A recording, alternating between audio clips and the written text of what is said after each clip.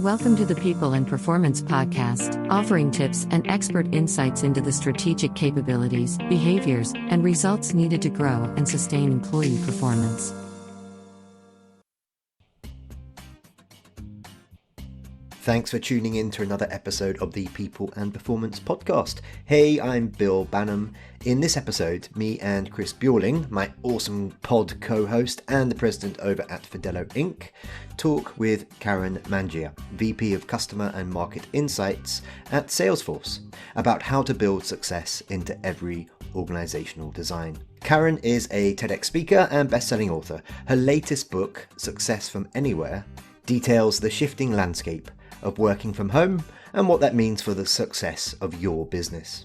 Big influencers have endorsed Success from Anywhere, including Arianna Huffington, founder of the Huffington Post. Chris and I hope that you enjoyed this conversation that we had with Karen, and if you do, please remember to like, comment, and subscribe. Karen, welcome to the show today. Bill and I are excited to have you with us and to talk about some of the things that have been near and dear to your heart. I'm excited to have company in my virtual office. I love that concept. I've been virtual since 1994, so I can relate. So this is wonderful. Hey, quick question for you here. Let's start us off with this. How do you think that the pandemic caused us to rethink the foundations of what work really means? And this kind of includes the concept of work-life balance, the future of work, and where peak performance really comes from. The pandemic put us all in a spot simultaneously to pull the landscaping away from the foundation of our office buildings in a proverbial sense. And I think when we pulled away the beautiful landscaping, and by that I mean how your office feels and the free snacks and the coffee and the water cooler conversations, what we all discovered are some cracks in the foundation of our offices, on the foundation on which we constructed work, the workforce, the workplace, the workflow. And what I hear people reflecting during this time of a pause is when we look at the cracks in the foundation of our organization that the pandemic exposed, what we've discovered in many ways, and the story behind the Great Resignation, which is what we've been settling for.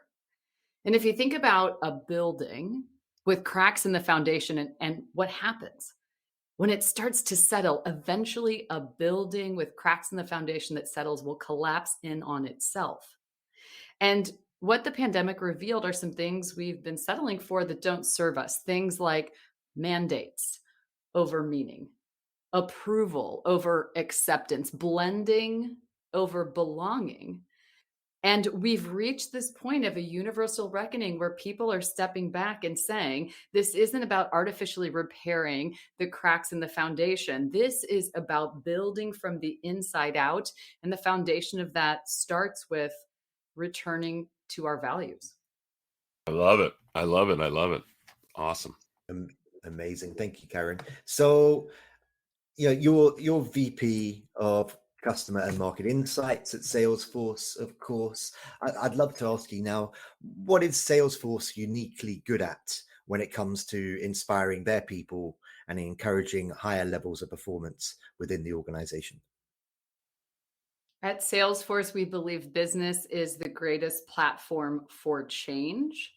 And we believe that change starts inside of you, inside of each person, that success ultimately comes from the inside out. And what we do incredibly well is offer tools and programs and communities and support for you to live your values every single day and to be well. What Salesforce really offers is a path for every employee to live well and to work well so that we can be in higher service to others. And one example, over the course of the past 6 months, for the first time in quite a number of years, we added a new value to our company's core values, and that's sustainability. And that came from our belief that living and working and treating the environment in a sustainable way is some of the most important and valuable work that we can do. And as an extension of that, we have programs where we are planting 1 trillion trees and inviting others to join us on that journey. And we also have our new experience of the Trailblazer Ranch, where we have a place for employees and teams to go to tap into new discoveries in their own wellness. So you see something like us being willing to revisit and reconsider our own values, and then to create programs that are an extension of those values as evidence that business as the greatest platform for change isn't just an empty mantra or some words we put on a chart and hope everyone will memorize and remember. We're really living those core values. And in that context, we make it possible to support every employee on their journey and make it possible for them to do their best work because they're healthy and well and have access to support and the ability to be aligned with a higher sense of purpose every day. As you're going through that, I'm like, I need to buy a retreat for my workers. It's so cool. That would be great. No, the sustainability and everything you're talking about is wonderful. So, as you talk about your workers and that and giving them the chance to reflect really outside of their work life. One of the big topics of our time is burnout. How do you think employees can get past the feeling that they have to do it all in order to succeed? Burnout is at its core living outside of your values for an extended period of time. And to put that into perspective, if your top value is having dinner every night with your family and your boss schedules a mandatory meeting every night that overlaps with that dinner, over time, you will feel a sense of burnout because you will be living outside of your values for an extended period of time. What strikes me about burnout is 2 things. First, that sometimes we are unclear about our top values. And that's why I love the stress-free experiment. This was created at Stanford, and the scientists decided to stage an intervention with a group of university students reporting a high degree of burnout. And so the scientists conducted an experiment, and they gave the students an assignment over a break. And here's how it worked. Each student was to spend 10 minutes per day with a literal pen and paper. You remember those, right? And their assignment was to just write in this journal, physical pen and paper, 10 minutes each day. Spelling, grammar didn't matter. You don't have to go back and read it. Then they took a small control group and they gave them a special assignment. They said, for you, what we want you to do is spend your 10 minutes writing about your top value and how your top value shows up in your everyday life.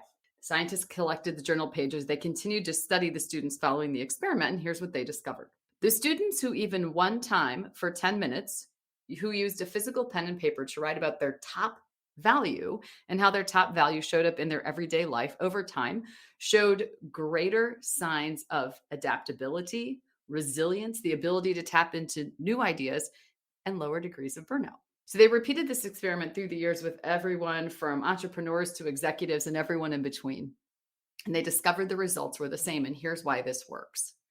Because when we are clear about our top values and how our top values show up in our everyday life, we have a lower degree of burnout because even if our circumstances do not change, we change the way we see our circumstances. So I think it starts there with this powerful understanding of what do you value? What is your value right now? How is that showing up in your everyday life? And then that continues into routines, rituals, and boundaries. How you signal to yourself that you're going to stop work at the end of the day is most important.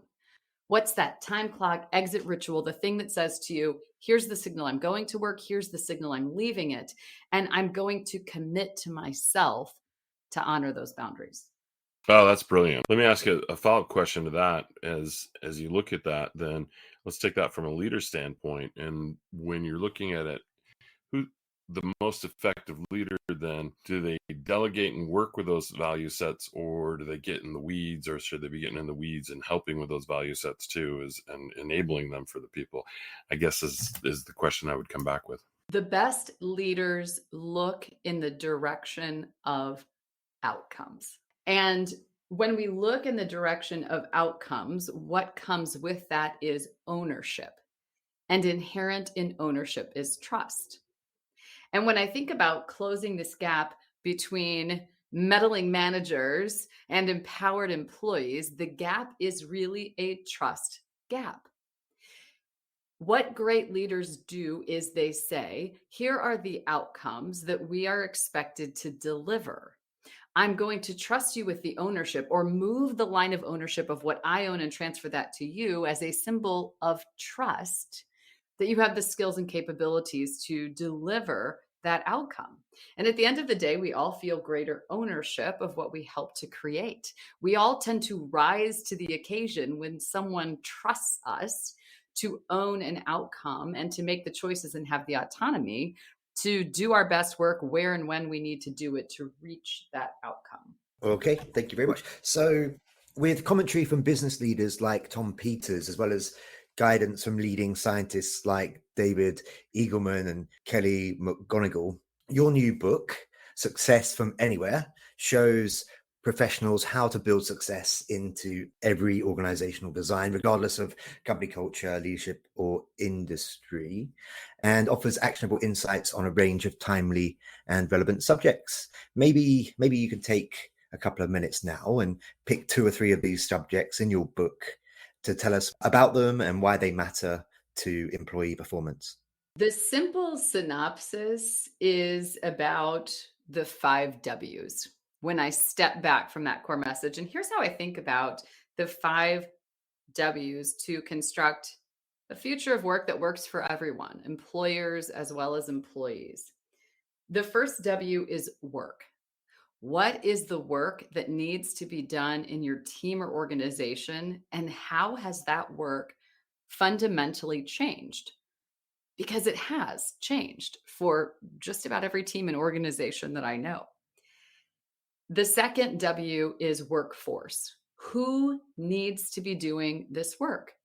Is it full-time, part-time, contractors, a flex work staff of some kind? How do you need to reskill this workforce? And critically important, what are the highest aspirations of your workforce? After work and workforce, we come into workplace. Where does this work need to happen? Maybe it is sometimes in a company headquarters office, maybe sometimes a home office, maybe a shared workspace, maybe working on a sailboat. The point behind the workplace is, what are the use cases now for when we need to come together versus when is asynchronous work truly doable and perhaps advantageous? Fourth, workflow. What is the workflow that you need to put in place that will enable your work, your workforce, and your workplace around this new construct of work? And the fifth W is well-being. Great leaders will begin with that stress-free experiment of returning to your values individually so that we can see the alignment between what you value individually, what your value is that you can contribute, and the values of the organization. So the book and the accompanying workbook that has 10 games, I think of it more as a playbook, that individuals, teams, and organizations can play together, is an interactive opportunity to do some of the activities that I'm talking about together and to discover and create how the future could look while challenging some of the myths and misconceptions that we all hold about work, the workforce, the workplace, the workflow, and well-being at work that sometimes stand in our way of ultimately realizing our ideal outcomes. We're at the time where we're kind of wrapping up our session today because we like to keep these brief. All of our listeners are definitely getting a great opportunity to learn from you today, and we appreciate that. We have 2 questions we ask everybody. The first question, and we just started here in this current season. And so, can you share one piece of advice or some direction that you were given by a mentor, a leader, a colleague that inspired you to perform at a higher level in your career? I think about a life coach I've had since I was in university. And he is one of those people that somehow can stare into your soul and say to you what you need to hear. And I was at a crossroads, feeling some of the burnout that we're talking about here and imagining a different construct of work and life. And I felt so stuck, and when I look at it now, it was between doing what I felt I should do versus what I wanted to do, what was in alignment with my values and my higher purpose. And he listened to me recount my struggle and feeling stuck. And I'll never forget what he said. He said, "Hey, kid, this is not a dress rehearsal. You only get one life. And the question is, how do you want to live it?" Love it. I love it. That's a question we all need to ask ourselves. So thank you. So now, next question for you from us is from a culture of and people processes perspective. What does a high performing company mean to you?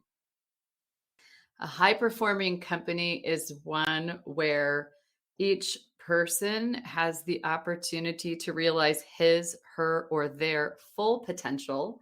And they are acting in alignment with the answer to what I think of as three purpose questions, which is, who do we serve? Why do we serve? And what is the greatest good we aspire to deliver from that service?